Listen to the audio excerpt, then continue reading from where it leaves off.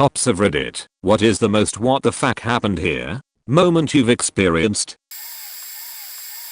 Late to the party, but my favorite so far has got to be the tale of the UFO/aliens point. I was a cop on the res for a while and had my fair share of crazes. One night, I'm out driving around and I get a call from dispatch. There's a UFO out in one of the farmers' fields. Okay, so I get to the house and talk with the guy. We know each other. He doesn't seem to be that loony. I turn my spotlight onto said field and sure as shit, there's something not quite right there. It's metal and sheet. So I go bebopping through the furrows and hoping my scardiness isn't showing because this is freaky. It was an autumn night with the wind howling and clouds blowing overhead. I get closer. I have one hand on my holstered gun and the other shining my flashlight. I was rehearsing what I was going to say to our new overlords and then my brain finally clicks as to what the fuck it actually was. A wad of those stupid Mylar balloons. All blown up and caught on some weds. I'm talking like 20 of those fakers, just chilling and scaring the shit out of me. I grabbed them and walked back out to the farmer. He started laughing and then I did too. I handed them over to him and got back in my squad, still shaking. The sad part was, he passes away a few years ago and his family gave me those deflated balloons that he had kept. I have them in my basement now. Eater, holy shit. I work overnights, so I apologize for getting back to everyone so late. I used to work as a cop on the Sisseton-Wahpeton Reservation in South Dakota. Loved every second of it, from playing stoop with the little kids, where we'd sit on the front steps of someone's house and eat snacks, to finding all the different loopholes to get someone help. I miss it, but it's not conducive to family life either. Thanks everyone for all the upvotes, awards, etc. Point 2. I'm taking a slightly different approach in answering this question. A couple of months ago, I got a K/questionable activity call. It's a catch-all for anything suspicious. The caller stated she believed someone had snuck into her backyard, climbed up onto her second floor deck, and then left an imprint of their dick on her sliding door. I show up to the call about 5 minutes later, and she's mad at me because I didn't schedule an appointment to come over, and her kids saw me. She didn't want her kids to think something bad had happened. After we get past her anger towards me for showing up, she shows me the glass sliding door in question. In all fairness to the caller, there was a sizable smudge and imprint on the glass. However, the imprint looked nothing like any penis I've ever seen. In fact, the imprint looked really similar to the dead bird laying on the deck next to the door.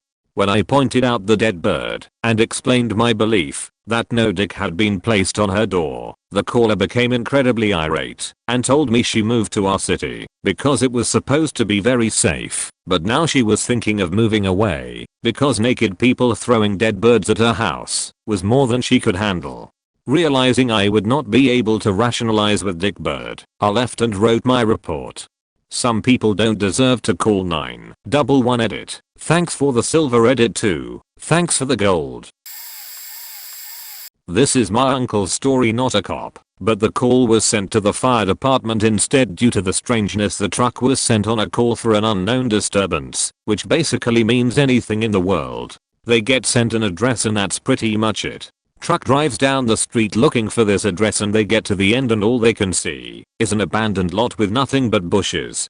Even though they can't see anyone, they have to get out and investigate. So my uncle and a couple of the guys get out of the truck and start walking around with the usual fire department call out. They didn't hear anything for a while and were about to pack it in as another pointless prank call when my uncle walked past a bush and heard rustling. He looks over and sees a man standing kind of awkwardly behind a bush. "Hey Mr. Fireman, did you call 911? Uncle yes sir." My uncle steps a bit closer and realizes how man is buckers naked and standing at a strange angle. He motions to another firefighter that he found the caller and goes behind the bush to begin assessing. He is a firefighter/paramedic. That's when he realizes that the man has what he refers to a faking bunny tail on his butt. Of course they try to get the man to explain why he had called in distress and what was going on. After a bit of avoidance, the man finally admits that he had taken a toilet brush cleaner and shoved the handle up his bum. Honestly, no idea why anyone would think this is a good idea generally. Being the enlightened individual that he is, he chose one with a hook on the end to hang up in a bathroom. What my uncle and the other firefighters assumed was that the hook had gotten stuck on something internally because they couldn't pull it out, and it caused the man significant discomfort when they tried. My uncle left the man with another firefighter, getting his information, and went back to the truck to call for an ambulance. Of course at this point he always mentions that he walked around the truck to see the rest of the company trying to silently die of laughter out of view of the bushes. When the ambulance arrives, my uncle meets them with a grin on his face and tells them to brace themselves before walking them over to the bushes. They assess the man and conclude that there is no way for them to remove the toilet brush in the field and that they have to admit him to the hospital for surgery. The only problem was that they couldn't figure out how to get him into the gurney without causing him to move in a way that caused him more pain. They end up throwing a blanket over him, and the firefighters help maneuver him into a sort of downward dog/mountain position with his bum in the air to keep the toilet brush at the right angle. At that point my uncle decided that the fire department was done with the call and the paramedics could handle it from there, and loaded up the company onto the truck. As they began to drive away he says they were loading this guy into the rig as we drove off, and the last I saw of him was that blanket falling off and that damn bunny tail of his sticking straight up in the air.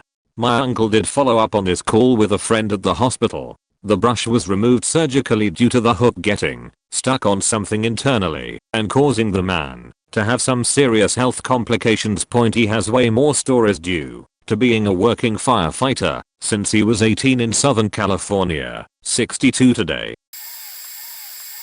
This one happened to my friend. First day on the job. He's driving with his partner. Normally we don't have partners, but for the first 6 months, when you start you are paired up. Also, we have community volunteers which are like unarmed, but trained individuals who assist the peace officer. So 3 people total. He's driving down a highway when he sees a man on the side of the road near an entrance to an access road for a cottage.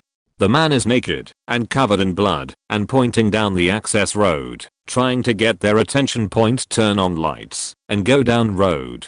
The man is signaling them, and when they pull over he just leaps into a woods and starts running alongside the road. They follow. They get to a cottage and the door is open. They turn to look at the naked man and he's gone. Vanished into the woods. There is also visibly blood all over the door and deck. Supervisor gets out, goes into the trunk, gets the shotgun, and gives it to the unarmed auxiliary saying something like, "Cover out back, and try not to shoot us, we are going in." He and my friend draw their pistols, and go point. When they get inside there is blood everywhere. Like from a movie, all over the walls, furniture, just everywhere. Enter the living room. There is a man on the couch with a couple knife wounds to his stomach, but is alert, and seems actually not that bad, but he's holding a pit bull on a leash. "If you let the dog go it's dead," says supervisor. Guy ties leash to side of couch, puts his hands up, but won't say a word. "Is there anyone here? What happened? Are you okay?" Nothing. He's not answering. They place him under arrest and auxiliary takes him to the car. They continue searching upstairs, clearing rooms out until they get to one of the bedrooms. They look in and there is a guy under some covers, but still obviously awake. "Show me your hands." The guy hears them, throws the blanket off to reveal he is also naked, stabbed, and basically about to die from blood loss.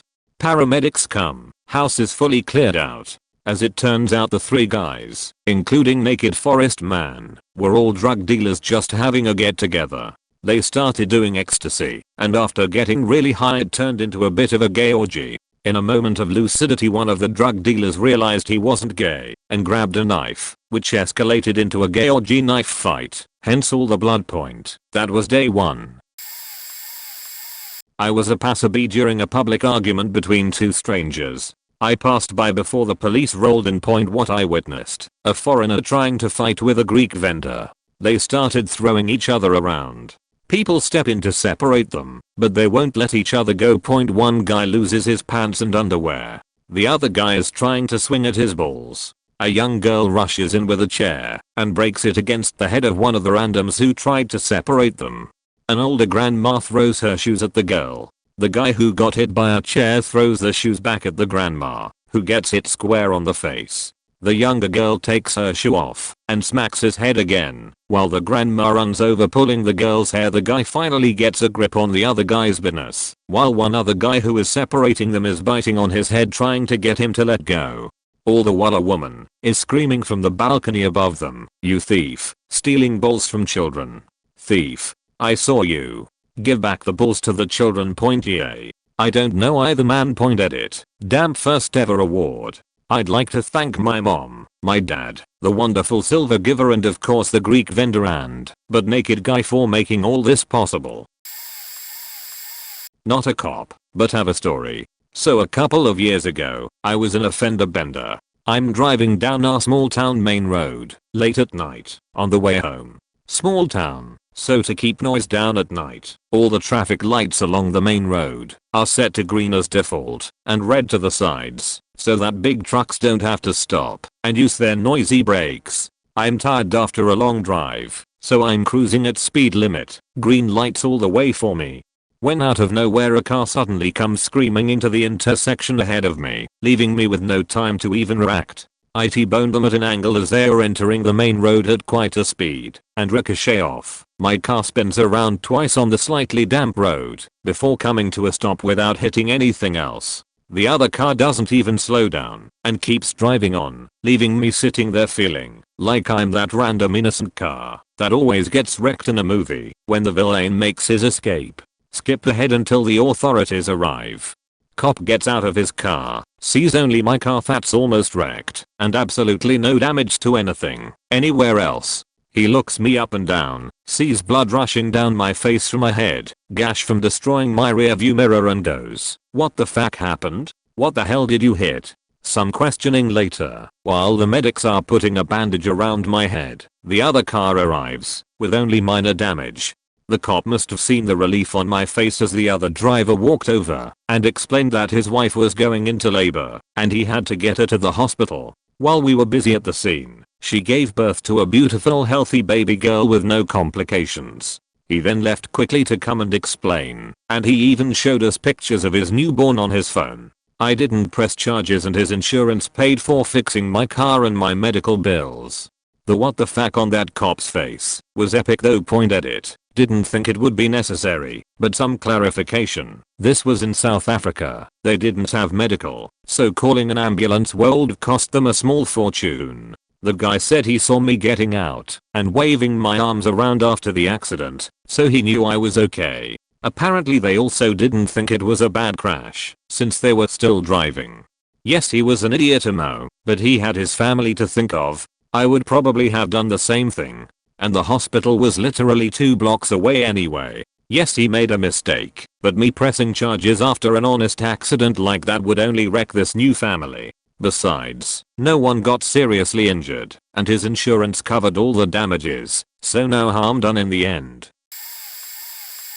Not a cop, but I was there in the aftermath, and years later when the rest of the story came out.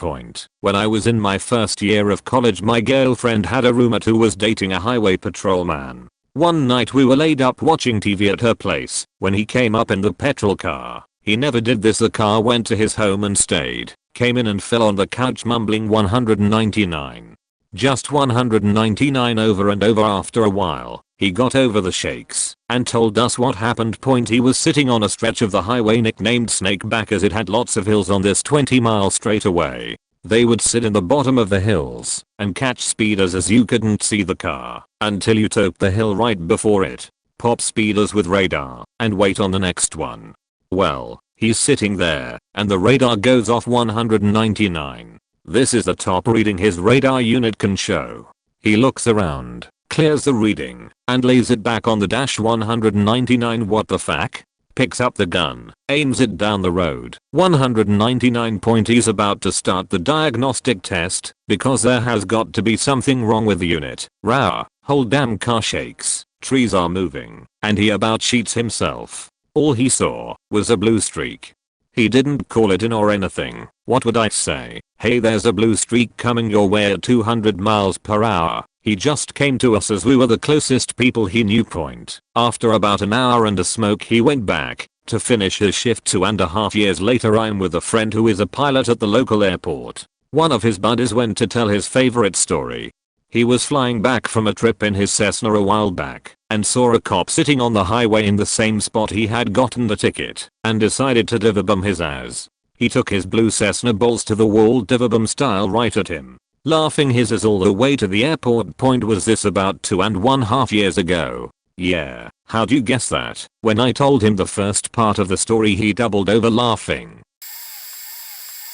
So we wanted to talk to this guy who had a history of child sex offenses and had been reported approaching kids in the town center. He was living out of a van which had been in the same spot for a couple months. I'd never seen the van myself, it was just known by others that it was there. 2 others went to where he was approaching kids and 2 of us went to see if he was in his van. It was an old, rusty beaten up pose with windows on the sides and back. Note that this guy definitely lived alone.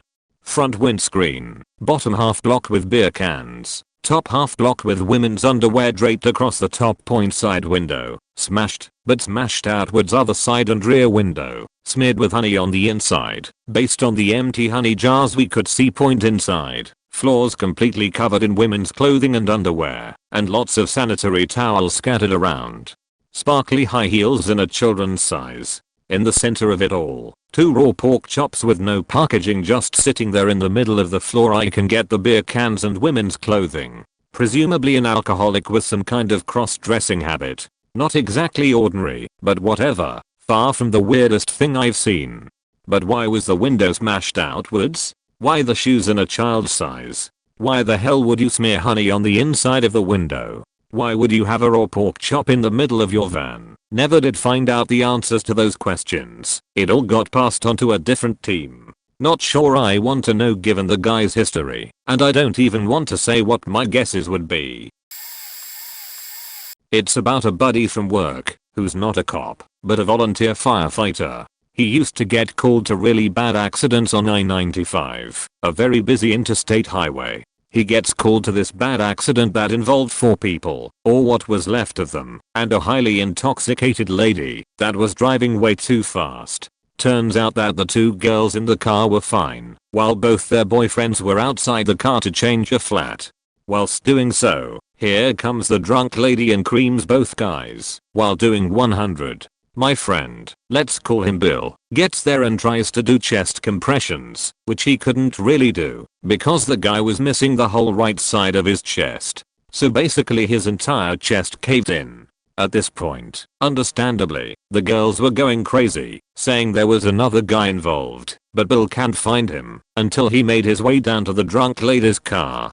The body was pinned underneath the car and was dragged 50 yards down the road. All that was left was barely identifiable as human. Don't drink and faking drive. People point at it. 1. Call me a fact checker, but I reread this to my buddy over text, and he made some corrections. There were 2 cars that were hit by the drunk lady. The second guy, not the first guy with a missing chest cavity, wasn't under the drunk lady's car, but he was under his own car that was parked in front of the first guy's car. The one with the flat. So that makes the second guy being shoved under the car in the front. I then asked him, wasn't someone decapitated in this story? Because he tells me a lot of messed up stories, which he replied, oh, no. That was another accident. Edit. 2. More corrections. The first guy with the missing chest cavity was sent 25 yards up the highway from the impact being so hard. Preamble. In Canada, police officers take on the role of crime scene examiners. I know that's done by civilians in other countries, so I'm at a suspicious sudden death. It's a typical Canadian November day, about -5 to -10 Celsius and clear. I get a call that there's a dude dead in his living room, and it looks sketchy. I attend and speak to the patrol officer who found the guy. He tells me a neighbor called in a check welding on the old dude, so he shows up and tried knocking/ringing the doorbell. Door was locked and nobody came to answer, so he checked the perimeter, and when he got to the back patio door he could see the old guy collapsed in the living room. He and a backup unit breached the front door, and sure enough, there's a dead guy laying in the middle of the living room, surrounded by blood.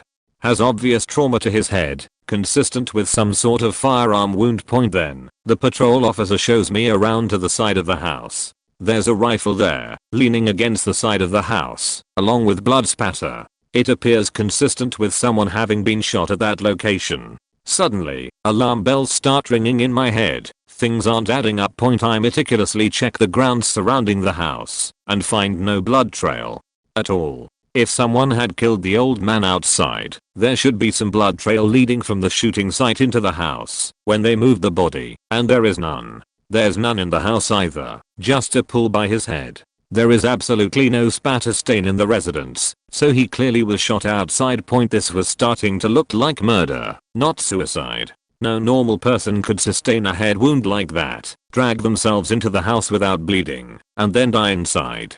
But a murderer sure could drag a body inside without leaving a trace, if they were careful about it. So then, I start getting super all about things. I'm checking grass to see if it's been flattened. Checking shrubs by the side of the house to see if there are any recent breaks to the branches that would indicate a person brushed up against them. Looking for footprints on concrete tiles. Fingerprinting doorknobs, windows, everything. Nothing unusual shows up. I call for a consult. 2 very senior NCOs, one a bloodstain analyst, come to look at things and are as baffled as me. They start talking about things quietly, and I'm standing there waiting for some advice. While I'm waiting, I realize I haven't done one of the standard tests we technically are supposed to do even at obvious sudden deaths with bloodstains, indirect hematstics testing. A hematstics is a presumptive test for blood. When you put blood on the yellow test strip, a chemical reaction changes it to a dark green color. So I grab a swab band strip from my kit and take a sample of the blood pulled around his head to test, just so I can check the box that I tested it, and it came back positive as possible blood. But it didn't. The hematstics didn't react. For the second time that day, I experienced a what the fuck moment. It was clearly blood. It was pulled around his head. Or was it? I took another swab, this time directly next to the wound cavity, and tested it. Negative. What the actual fuck was happening? Okay, I thought. The strips must be expired. No biggie. I have a new container in the van. I'll go grab them. I grabbed a brand new bottle and confirmed the expiry date, pulled out a strip, and did the test. Negative. Again. Now, I interrupted the 2 NCOs and pulled them over and demonstrated the test again. They both had stunned looks on their faces. There was no way the blood shouldn't be causing a reaction. I made a phone call to the lab. They were stumped. I called our headquarters in Ottawa and spoke to one of our research scientists, and after getting some advice from them determined what the hell was happening.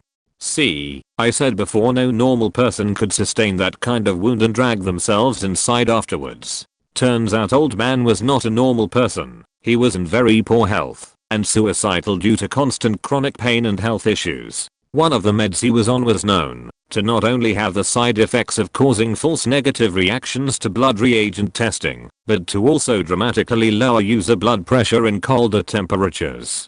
The old man went out with a rifle and shot himself in the head, hoping being outside someone would hear the shot and call 911 so the police would find his body, explaining the stains on the side of the house. But he was a bad shot, and the wound wasn't immediately fatal. Unfortunately, nobody heard the shot. He passed out from the pain, and the combination of the medicine and lower temperature slowed his circulation enough that the wound partially clotted, and with the lower pressure he didn't bleed out right away. When he regained consciousness, he stumbled into the house and locked the door behind him, laying down on the floor. The activity and increased ambient temperature got his circulation going enough again, increased his blood pressure enough, and he bled out on the living room floor. Turned out to be a suicide after all, and we later found evidence locked up that included a recent suicide note in his own handwriting.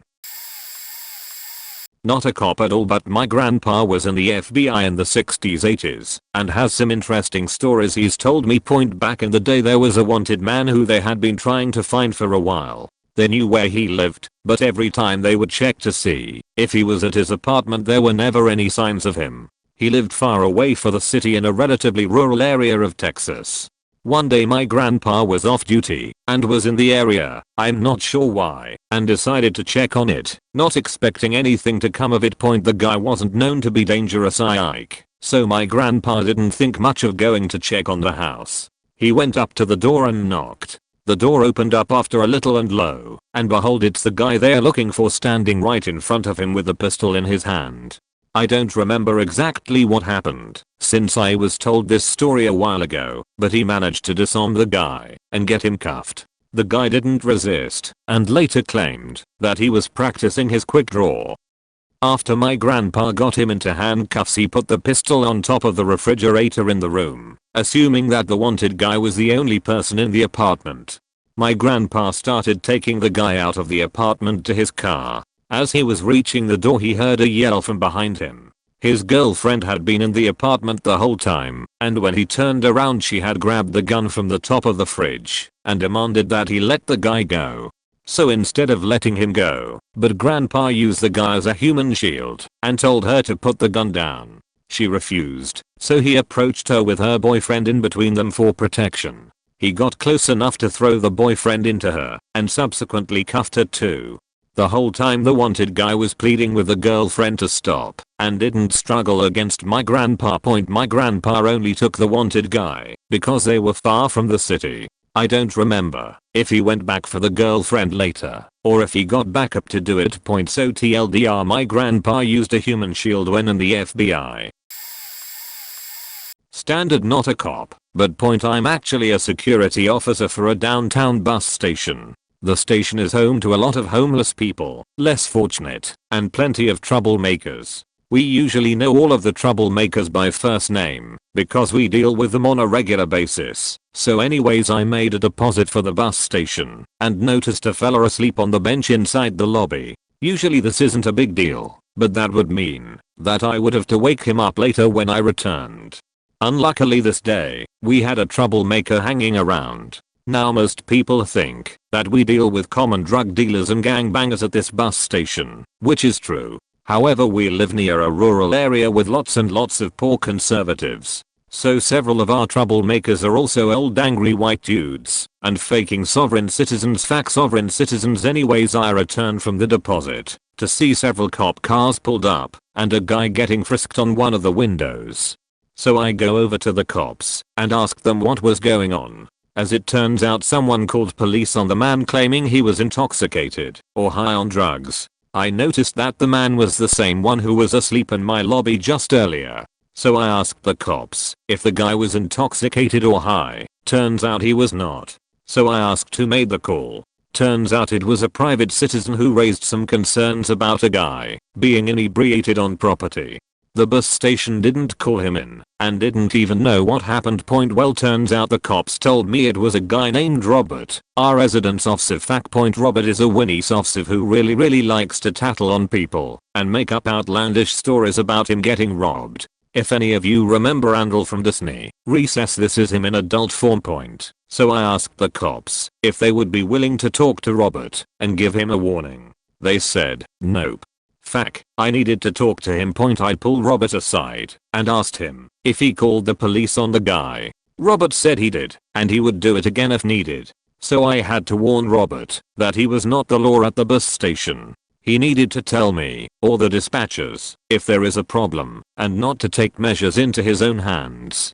Robert got pissed. He started to swear at me and walk towards me, saying that I wasn't an authority over him. I finally had enough and pointed at the door. I told him to leave for the day or I would have him trespassed and arrested. He got the message and sulked under a tree across the street until we closed. 5 soft and fuck Robert. I used to be a cop, and one day I was dispatched to a home invasion robbery in progress. Once I arrived, I entered the house where several people ranging from senior citizens to young children were zip-tied wrists to ankles. They said in Spanish that the homie owner was in one of the bedrooms and that he got off some shots at the suspects. I went to that bedroom and just inside the door was an adult male laying face down. I rolled him over and he was obviously dead, having been shot 7 times including one in the forehead area. On the other side of the room was the homeowner. He was still alive and had also been shot 7 times, but none were fatal. He was still clutching his empty pistol. He kept saying, "I got those motherfuckers." Apparently what had happened was that the whole family was in the living room when 4 suspects kicked in the front door. The homie owner said he ran to his room to get his pistol, to defend himself as they were coming in. He said he had to load it, so while they zip-tied the family he hid in the room. After a few minutes passed, the dead suspect and the others started searching rooms. He said when they got to his he stood up and they opened fire on each other. The homie Arwana said 4 people shot at him and he didn't know how many he hit. He said he didn't know he got hit at first, but when he tried to chase the suspects as they ran out he collapsed. He was hit in both legs, the abdomen and left arm. The guy was such a badass, and he survived the incident. He had actually hit all 4 suspects. One died and the others showed up at 2 different hospitals about an hour later. The idiots didn't wear masks, so the family was able to identify them. They got life in prison. I personally think they were going to kill everyone, and that is why they didn't wear masks. They targeted that specific house because it was harvest season and they had hundreds of pounds of processed marijuana in different stages of packaging on the property. Some was hanging to dry in a barn. Some was in a big pile broken up in a bedroom and the rest was packaged in shipping boxes ready to be moved. When this happened, recreational marijuana was not legal yet. The homie Arwana grew it for a medical dispensary, but was way over what he was allowed to grow. My dad is a cop, so I have 2 stories he has said. These aren't the most faked up, but it's the 2 he wouldn't mind being shared with others. First story, he shows up to a rollover on the highway. It is a U-Haul that flipped onto its side. A different vehicle rolled. He knows there are fatalities before he even gets there. He said as he walks around the front of the upturned truck he sees the feet first and it already had him unsettled. First dead body, it was his 2nd week. As he keeps walking it becomes clear that the truck's side landed just below the guy's jaw, so it completely crushed his head with the cargo area. Later that day, he gets a call of a garbage truck that backed up over a homeless man. He didn't go into detail with this one other than, warning, stepping on a ketchup packet. He went into more detail, but that's all I actually remember and don't want to put details that aren't there.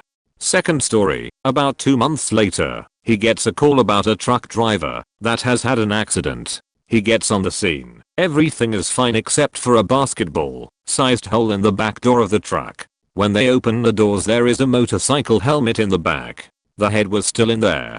At the same time a different local police department calls asking if they have had any odd motorcycle accidents. They had the other body in the back about 50 miles away. Turned out the trucker's lights were out and the motorcycle was going over 150 to hit that hard. Not me, but my so gets a call to a domestic disturbance, and when he gets there he hears noises and yelling and sees that the door is open and there's a screen door in place. He walks up and bangs on the screen door and announces he's the police. After a little more noise a disheveled man walks up inside the house carrying a gun. So, I need you to hand that gun to me, sir. Man, oh, sure. I'm glad you got here, officer. I was just about to use this on my wife. So, what the fuck? Can I talk to your wife, man? She ran off when she heard you coming. So, sure she did. I need to have a look through your house. Man, okay, come on in. But I'm telling you she ran off. She was beating me real bad this time. So, takes a quick look through the very small house. No wife. Man, look. You can still see her running. So goes to back window. In the distance can see a woman running like hell away from the house through the field. So, do you want to file a complaint? Man, nah, we do this all the time. Can I have my gun back? So, hands gun back and leaves wondering how he's going to write this up. Cop here. Let me tell you about Eldoond. It's a Hispanic term for something like a gnome, and it is the nickname for this short guy who resides in my district. One night we get a report of a robbery/stabbing and meet with the victim's friends alongside a large pool of blood. They said Eldoond got stabbed and ran away. They don't know Eldoond's real name. There is a trail of blood drops that lead all the way around an apartment complex, and we follow it. We get to the other side, right across the street from a convenience store, and find a larger pool of blood. It's everywhere to the point where it looked like someone slaughtered a cow, like it was sprayed. At this point we are less concerned about the robbers and more concerned about finding Eldoond, because he might die from blood loss if we didn't find him. The hospitals tell us he hasn't come in yet. We continue to follow the blood trail. It leads us to a different neighborhood a little less than a mile away. We even find another pool of blood similar to the first one along the way. It starts to rain, and the blood trail starts disappearing. About an hour and a half has gone by. At one point our helicopter was helping, but it had to land due to weather. The K9 is helping us. Then a call comes out for a suspicious event near where the blood ended. Someone had written something on someone's house. We walk over and see a townhouse with the words Eldund written in blood, in large letters, on 3 sides of the house. It turned out to be Eldund's parents' house. After we describe Eldund to them, it took a while for them to realize this. There was a lot of what the hell is going on here. They told us their 30-year-old son has mental problems and stays in the park near their house. We check the park and find a guy covered in blood. His cloths are completely soaked in blood. I ask if he's Eldund. He says no. I tell him I think he's not telling the truth and he says okay, I'm Eldund. He refused to go to the hospital, so my buddy paid him $1 to go, and he did. It turns out his friends lied. There was no robbery. Eldund cut himself because he thought it was funny. I spent the next hour wondering what the fuck just happened. TLDR, Eldund, lots of blood, police, Eldund written in blood on house, paid him $1 to go to the hospital. Oh yeah, forgot to mention. He didn't cut himself with a knife. He cut into his arms with fingernail clippers. His is the only unsolved mystery I've handled that has continued to bother me. The prior shift had been receiving tons of 911 hang-up calls that's being pinged to a general area with an open line on call back. The calls continued into our shift. Every so often, we canvassed the area of the call, knocked on a few doors, checked cell phones, nothing. I started calling the number back on my personal phone, and it would answer to an open line. I started hearing general outdoor noises that I was hearing real time. Cars, birds. I started hitting my siren and was hearing my own siren through the call. Long story short, we managed to pinpoint the area of the call by making noises to this new pickup truck parked in a driveway. First we are thinking maybe a Bluetooth or OnStar type error was making the calls. We checked, nothing. We actually start banging on the truck and we can tell that the noise is being picked up from the rear tailgate area of this truck. We looked all around this vehicle and found nothing. We kept calling and the device kept answering and we could literally hear our own voices through the call. By standing at the rear of this vehicle, we could not ourselves from the interior of the truck, so it wasn't a device on the inside of the cab. Eventually we had to give up and move on with our lives. The device stopped making 911 calls and eventually stopped answering calls. The lady just bought the truck a week ago, neatly brand new with only a few thousand miles. I had a crazy theory that someone was tracking either the previous or the current owner with some kind of phone GPS device that they hid in the body of the truck. That's literally the only thing I could think of that would create this scenario. Slightly different. Dad was a police officer for several years and I've heard some graphic stories consistently point a week into his first shift and he had to go to a collision report. A motorcyclist was hauling us and came flying around a corner and there was a parked semi. He hit the back of the truck so hard the green dye from his leather jacket burst all over the back of the truck. My dad said it looks like someone just dumped paint all over the scene and blood streaks through it. He still doesn't know how this happened. He responded to a call about an elderly lady taking their life. Extremely common. My dad faking, flew there at Mac Jesus, and reported on the scene. He booked it into the bedroom, and booted the door down, to find her laying down beside her bed. He raised the back of her neck to start doing CPR, so the airway was clear. As he did, a very thick black liquid starting gushing out. He had no faking idea what it could have been. Still doesn't to this day. Said about half a liter came out. Point is probably his most graphic scene, and one that probably still is the main route for his PTSD. For backstory, I have 3 siblings. My dad got a call for a head-on collision about 15 minutes away from his station. Naturally he coded there. Upon arrival everyone on the street, including first responders, were pale white. No one was moving, except the firefighters who were basically clearing up. My dad had to do the investigation and once he's starting heading for one of the cars he notices from the side mirror that all the seat belts haven't been placed in the clip. He glanced up and saw how far the street was cut off to public, and it stretched about 500 meters. He went to one of the cars and there was 3 bodies on the inside. Not a single head on any of them. He noticed that there was 4 pairs of shoes inside the car however. He walked around the scene for 15 minutes and found a girl roughly my sister's age, 16 at the time, under a SUV without a head. He spent 30 minutes walking around this street looking for 4 heads belonging to the ages of all of his kids. His head was basically spinning, and his body took over and finished the rest of the job. I remember the night he came home and called all of us into the living room. Not a word was said. Just a look of shock and him glaring at us for 2 hours. Looking at every single detail about us. As he was refraining from crying. I did ask him about posting this, and he was comfortable. He now does talk about him fighting his inner demons and struggling with PTSD. Love you dad. You are the best man I have and ever will meet. Glad you finally retired. Former US Coast Guard. Had a week from hell with boaters down in the Carolinas. Due to shoal waters and shifting sand, the Intercoastal Waterway, ICW, in our region required buoys to be shifted almost monthly to mark best water/channels for ships. A large 700 feet cargo ship had not updated its nautical charts for the autopilot and steamed down the ICW. Over several hundred miles it managed to run over or displace over 320 buoys/dayboards/lights and one entire rear range, 75 feet tall structure/platform with a large light.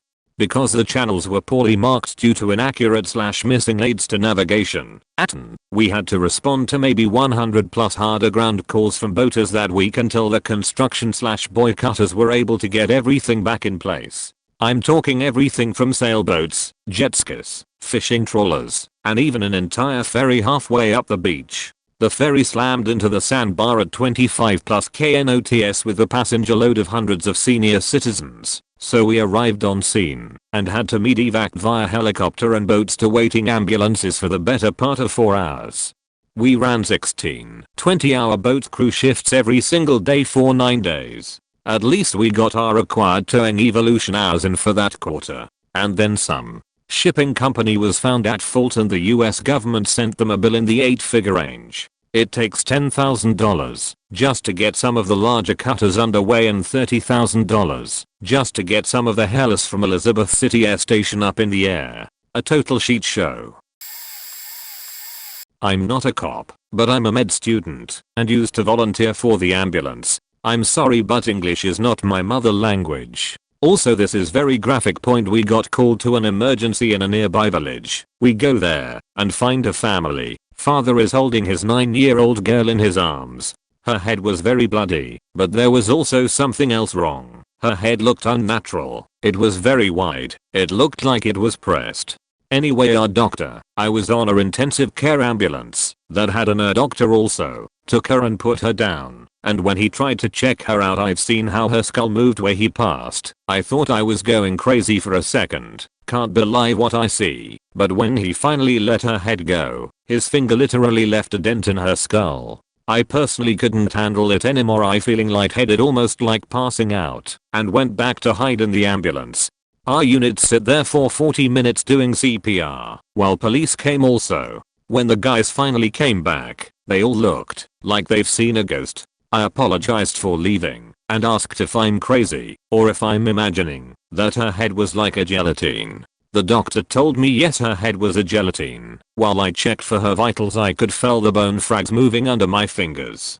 He explained me what happened. Wait a little longer, and I asked him why. Did they even do CPR? If that was the case, she was long gone before we even got there. And his answer was, look, no one is going to forget this day ever. We see a lot of shit, but this one beats the most by a long margin. You are right. She was dour. Today we couldn't save anyone, but at least we could comfort her family. Those people didn't need to know that their girl was dead, and we couldn't do anything about it. They needed to know that we did everything we could to try and save her. They will probably be haunted forever by what happened today, but at least they might have some peace seeing us trying to save her. At the end of the day, we can at least save the people who are still alive. As for what happened, in this village there was a tradition that people would go on a top of a hill At night, every summer and throw/roll stuff objects from the top of the hill. Some kind of tradition for good luck from a long time ago. They were throwing away their bad luck. Anyway, looks like it was the day before this would happen, and in the middle of the day, a group of kids, 10 to 15, rolled a tier up the hill to play like the event, and they rolled it off the hill. At the bottom of this certain hill was this family's house. When the tier hit the bottom of the hill, it was so fast that it jumped over the fence inside their garden where the poor girl was playing alone, and the tire hit her straight in the head, killing her on the spot. Was a deputy assigned the jail. I'm working picture and print when I walk by one of our holding tanks and see a lower 20s black male naked in the holding tank doing what I can only assume is his version of an African tribal dance. The other inmates in the holding tank see me and start yelling to get them the heck out of there. I call 2 other deputies and an officer down there and have them open that tank and the one next to it. The other inmates couldn't get out of there fast enough. Once the other inmates were secure, the 2 other deputies and I tried to talk to the guy, but he charged us. All 3 of us spray him with OK. He just stopped and stared at us. OK ain't no sheet. It's supposed to temporarily blind you, makes it hard to breathe, and stings where it touches. This guy then starts to masturbate using the OK as lube. The 2 other deputies then take a step to subdue him, but I holler for the holding tank door to be immediately shut. They protested, saying there's just one of him, and he's a skinny kid. I pointed at him and told them that skinny kid is faking jacking off with OK. He ain't feeling no pain. We need more guys. We stacked up 8 guys, and even then it still took us a good 5 to 10 minutes of fighting and finally just dogpiling this kid to get control. Of course most of us were coughing and hurting afterward, but I learned the local junior college PD was the ones that brought him in and were still in the building filling their reports. I found them and told them I knew they never had more than 3 guys on shift at any time, and it just took all 8 of us to get control of that kid. How'd they do it? The sergeant looked at me with a sheet-eating grin and said I pinned him down with my car. Turns out the kid was on wet. Apparently it's marijuana dipped in embalming fluid. Got his ass run over by a cruiser, sprayed with OK, and then was for a short time holding his own against 8 men, and he probably only weighed 98 pounds soaking wet. Craziest fight I ever had. I showed up to a noise complaint at a house that has been historically rented by frat boys at a local small university. When I arrived at the house, the windows were boarded up, which I thought was really strange. But I could hear noise inside, like there was a loud party. I got out of my car, and halfway up the walkway to the house, the noise just stopped. It was like someone pressed mute on the entire world. It was jarring. I continued my approach to the front door and knocked. Nothing. There was a very strong odor, one that I actually could not identify. It had a chemical quality, but kind of sweet. I had no idea what to make of it, but given how strong the odor was, I decided to try the handle, and the door was unlocked, and I opened it slowly. I shit you not, the house appeared empty, but everything was covered in some sort of foam. I mean, everything. Every inch of every surface, furniture, walls, looked like bubble bath. The smell was starting to sicken me. I couldn't see or hear any person or movement anywhere. I decided to go back out onto the front lawn and see what I could ascertain from the exterior. As I made my way back to my patrol car, a line of people, also covered in this foam, began running out a side door and out towards the neighboring property. One by one, just a line of sprinting, foamy people. What the fuck happened here? I'm video operator at a mega church and it's 2004. There's a special meeting for all these Bible study leaders on a weeknight, and I get my packet for the event, which is a burned DVD with a sticky note on it that says play session 3 on it. I drive across town, turn on all the gear, drop the DVD into the DVD player, hit session 3, and it plays fine. My supervisor drops in. He wanted to see what these meetings are all about. We chat it up. An hour later the event starts, and the head pastor's wife takes the stage to host the event and sets up what we are going to be watching. Lights go out, and, wouldn't you know it, session 3 plays like a charm. About 5 minutes pass. The head pastor's wife skulks into my booth. What do you think you are doing? I look around. My boss is sitting off to the side and I'm stumped. Explain that I'm playing the DVD and want to know if I missed an agenda point for the evening. We are supposed to be doing session 3 tonight. This is not session 3, and I want to know how you plan to make up the time for these 200 people who showed up, whose time you are wasting. I'm seriously confused. I look around, and my boss has just scurried out the door to the booth, to freedom. I apologize. Looking around, this is so very out of left field that I don't know what to say or how to reply. Your apologies aren't good enough. Your word aren't good enough. The job you think you are doing here, it is not good enough. I don't know who you think you are, that you can come into my church and just do whatever you want, play whatever you want, and ruin my meetings, but I will not stand for this. This goes into a multi-minute diatribe about how her husband and she made this church what it is, and I'm an employee and a hireling, and I had better rethink my life. Turns out, this multi-million-dollar a year organization bought one copy of these DVDs, ripped them, and then made copies for all the pastors. The ones I got had the video tracks mislabeled and misplaced, so my menu said lesson 3, but it was some other lesson from this series. I don't think I can stress how unexpected, out of the blue, and confusing that whole situation was. I was a military police officer a few years back in North Carolina. We had gotten dispatched to a disorderly conduct call between an employee and a female patron at the PX, the base department store, for the STID. At the time these were fairly common calls, since military wives have a tendency to stir up shit with other women, especially on base point. We pull up to the back of the building near the manager's entrance where the two subjects were reported to be at. We're expecting to see two people arguing/fighting, but instead we see a very baffled looking store worker standing outside, and a very long trail of women's clothing leading from the sidewalk all the way into the wood line behind the building. We speak with the employee, who tells us that some lady had come to the customer service desk demanding to speak with the manager, and after being told to wait for a few minutes, went out behind the store to the employee parking lot, starting screaming at some random employees in the smoking area, and started walking over into the woods while, you guessed it, taking off all of her clothes. We end up getting a few more MPs on scene, including our female sergeant, thank God, to start canvassing the wood line for this lady. We also went ahead and got M's there as well, since we know we are probably looking for an EDP, emotionally disturbed person. After about 5 minutes or so of walking through the woods, our sergeant ends up finding the lady sighting buck ass naked on a tree branch singing Barbie Girl, acting like she doesn't have a care in the world. We ended up talking her down from the tree and getting her into the ambulance to tack with the paramedics. We also contacted her husband and were able to get him there as well a few minutes later. The husband tells us that she has a long history of mental illness, surprise, surprise, and that he was trying to convince her to see a therapist. They ended up taking her to the mental health ward at the Naval Hospital to get treated. Never heard any more about it afterwards, but I hope she got the help that she needed. Not a cop, but was still in a school and interning on a psychiatric ward. Cops bring in this guy who is high as a kite. Tiny little guy. I was taller than he was. Cops warn us he's a bit angry and suggest that we get a number of staff to assist in the assessment process in case he became violent. I was thinking they were a couple of idiots for being afraid of this little guy and thinking this guy couldn't hurt a fly, but I humored them and got 4 staff to come in the assessment room. We begin the assessment, and while the guy was angry, he wasn't violent or anything.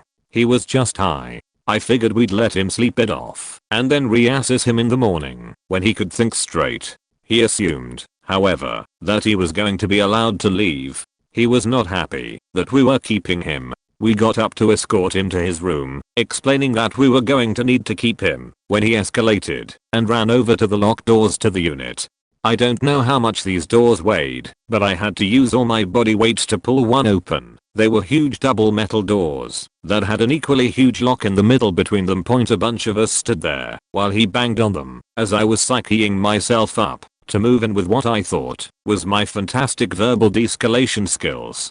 Dude became enraged and started slamming his hands and feet against the locked doors.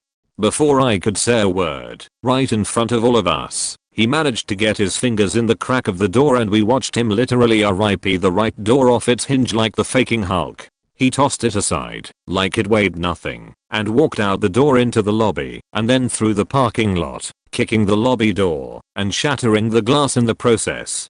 Myself, 4 floor tech staff, a psychiatrist, a couple of patients, and about 7 nurses stood dumbfounded and watched him walk away. Not a single damn one of us tried to stop him. The cops were probably still out in their car in the parking lot, and we didn't even call them. Nope. I seriously watched the news for a week every time it was on to try to see if this guy was out in the city causing havoc, but never saw him again.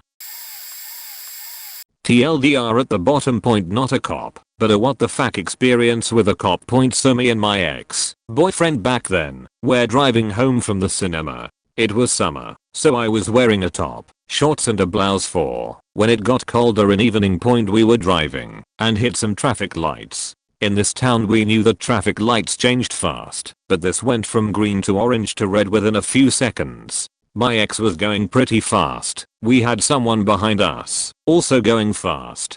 He decided to take the change and go through orange, which changed to red. So technically we drove through red point. Of course there was police watching this and stopped us. He walked up to our car, asked for the usual paperwork and walked back. His college came to his window and started to ask some questions. Where you calling? Where did you came from? Did you have a drink?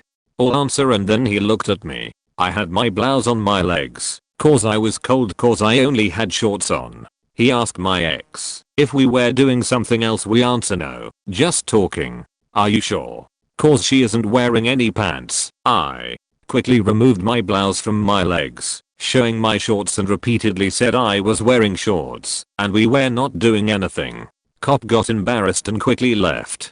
Other cop came back, apologized, gave back our paperwork, and said we got off with a warning. Sounds less awkward like this, but my face turned into a faking tomato. Pretty sure his too. TLTR, cop thought we were having some sort of sex in the car, cause you couldn't see my shorts, and that's why we drove through red.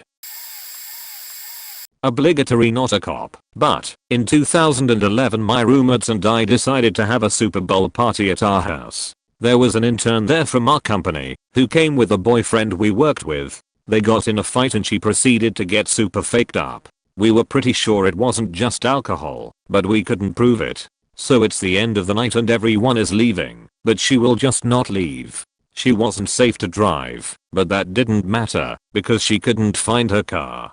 So we get her back inside and we have a house meeting to try to figure out what to do. We are upstairs in my room when we hear a crash downstairs. One roommate is elected to go investigate. He finds her in the kitchen with a shattered jar of pasta sauce. When he comes down she looks straight at him and says, "I don't know who did it, but I'll clean it up."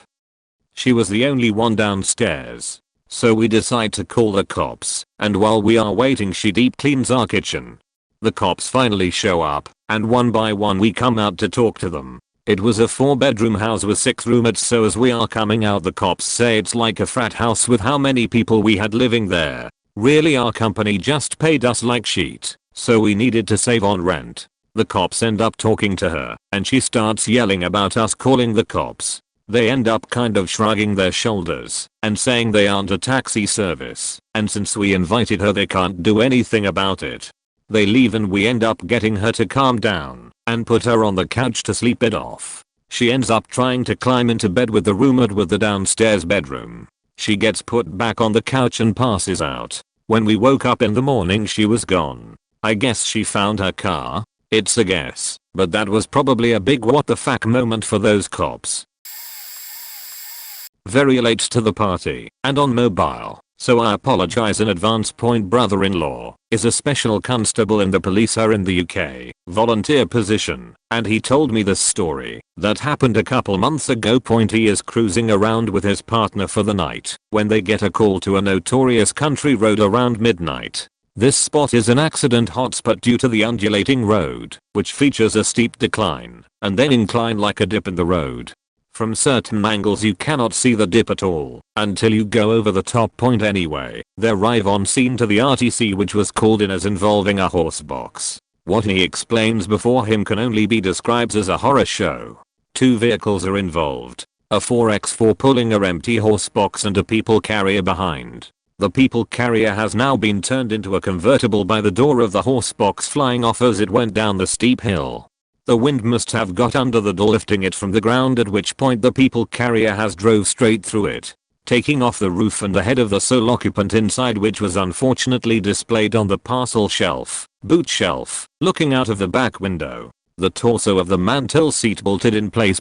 My brother-in-law was given counseling and compensation due to the severity of the incident. Get a call to one of those pay-by-the-hour hotels, so right away we thought it was kicking out a crackhead or something drug-related.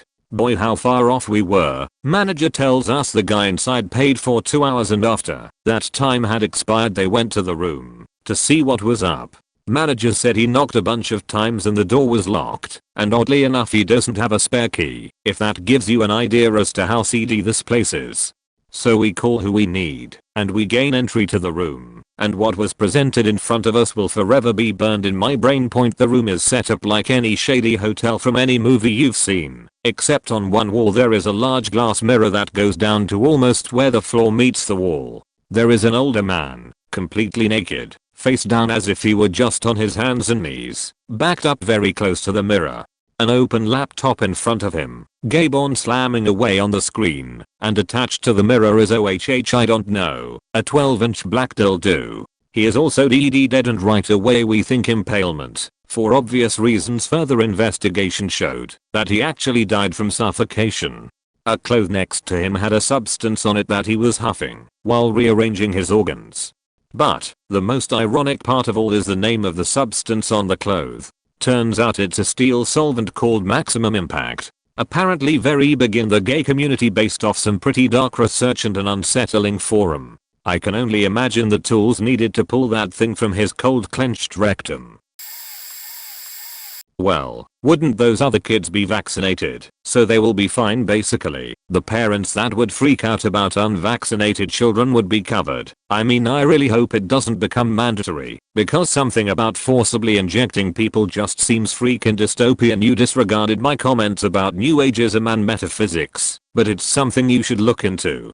It's a difficult concept to understand at first, but it's basically saying that cancer, for example, is ultimately caused by harmful thought process, leading to harmful eating and other habits, which actually causes the cancer. People don't want to face this truth, because it means taking responsibility for seemingly random illness, and yes, it's certainly extremely traumatizing to infants, and I think people forget this, because they've already bought so much into the system, and received so many shots. I think like half of Americans are suffering, probably more unreported, from mental illness, whether it be or bipolar or depression, or whatever. This is pretty staggering, and yet it has been normalized. You gotta understand that some science like psychology isn't objectively measured or easily observed, and guess what? Psychological problems are also contagious. Depressed people make those around them depressed. I'm personally subscribing to a more psychological metaphysical approach to the problem, and I hope that is respected. I know it's not though, because it's an abstract thought and Americans are more right-brained and of the herd mentality. If I sometime decide to have kids, and you'll have made it a criminal offense to evade vaccination, then I will surely move to a more open-minded place, without overreaching laws.